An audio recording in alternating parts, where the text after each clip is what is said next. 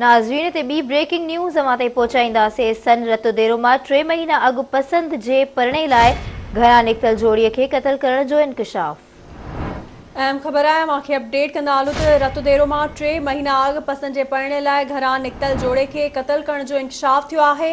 नौजवान शोएब जलबाणी ऐं वहीदा जे क़त्ल जो केस दाख़िल करायो वियो हो।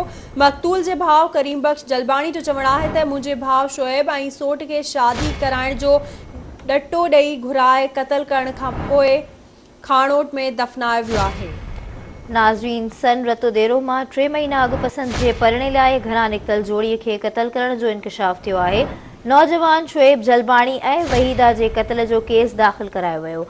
मक़तूल जे भाउ करीम बख्श जलबाणी जो चवणु आहे त मुंहिंजे भाउ शोएब ऐं सोट खे शादी कराइण जो डटो ॾेई क़त्ल कयो वियो आहे।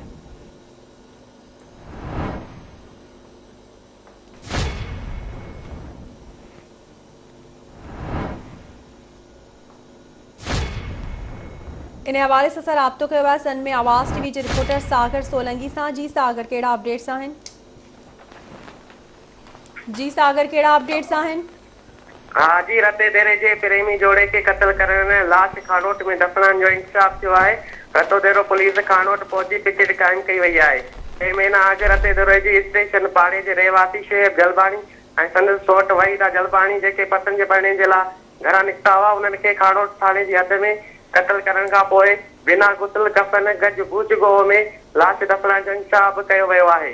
11 ॾींहं अॻु रते देरे थाणे ते मक़तूल शोएब जे भाउ सुहेल जलबाणी रते देरे पुलिस स्टेशन ते पहुची बयान ॾिनो आहे त हुन पंहिंजे बयान में जणायो हो त मुंहिंजे भाउ शोएब ऐं सोट वहीदा प्यार जे परणे लाइ घरां निकिता हुआ जेके गुम हुआ ऐं माइट मुतज़िर उन्हनि जी ॻोल्हा कंदा हुआ ऐं उन्हनि ॻोल्हा करे हथ करण खां पोइ शोएब ऐं वहीदा जी पाण में शादी जो डटो ॾेई धोखे सां घर घुराए घर अंदरि बेदर्दी सां क़त्ल करण खां पोइ लाशनि खे राति जी ऊंदाही में खानोट जे सुनसान इलाइक़े में क़त्ल करे बिना गुसल कफन जे लाशनि खे गुज गोह में दफनायो वियो। मक़तूल जे भाउ पारां अहिड़े इंकशाफ करण खां पोइ रतो देरो पुलिस जांच शुरू करे ॾिनी ऐं हिकु जवाबदार खे गिरफ़्तार पिणु कयो वियो। उन गिरफ़्तार जवाबदार जी निशानदाही ते रतो देरो पुलिस जे जांच ऑफिसर SIP मंसूर अली शहर पुलिस एहलकारनि सां गॾिजी खानोट थाणे ते पहुची खानोट पुलिस खे एतमाद में वठण खां पोइ जवाबदारनि जी निशानदेही ते पुलिस पिकेट कायम कई वई आहे, जॾहिं त उन दफनाइण वारी जाइ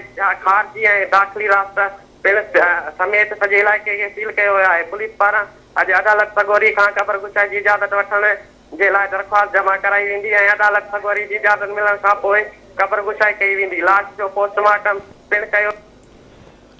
वॾी महिरबानी अवां जी सागर अपडेट करण लाइ।